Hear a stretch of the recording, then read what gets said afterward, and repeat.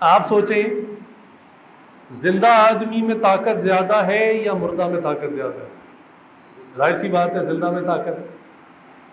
تو جب وہ اللہ کے ولی زندہ تھے، اگر اس وقت بھی آپ ان سے ڈائریکٹ مانگتے، وہ اس وقت آپ کو دینے کی اختیار میں نہیں تھے، آپ ان سے بیٹا مانگتے، وہ کیا کہتے؟ میں بیٹا دوں گا، کہیں گے استغفر اللہ، یہ شرک ہے، اللہ سے مانگو، ہاں میں تمہارے لیے دعا کرتا ہوں۔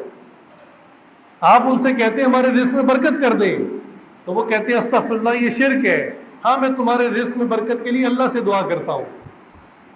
تو زندگی میں وہ آپ کی مدد نہ کر سکتے تھے، مرنے کے بعد جب بندہ اور کمزوری کی حالت میں چلا جاتا ہے، وہ آپ کی مدد کیسے کر سکتے؟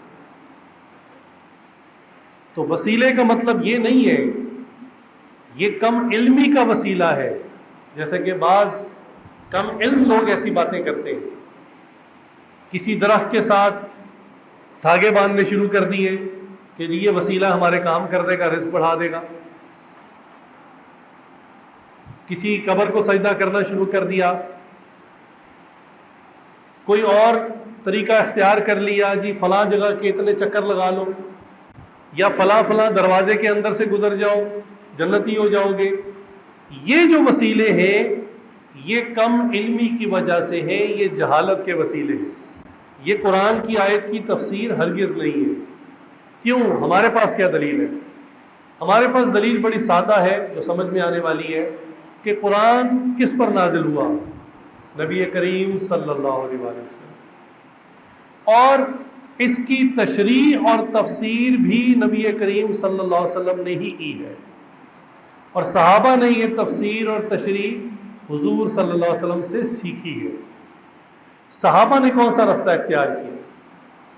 یہ بتوں کو پوجنا، قبروں کو پوجنا، یہ تو پہلے سے چلتا آ رہا تھا۔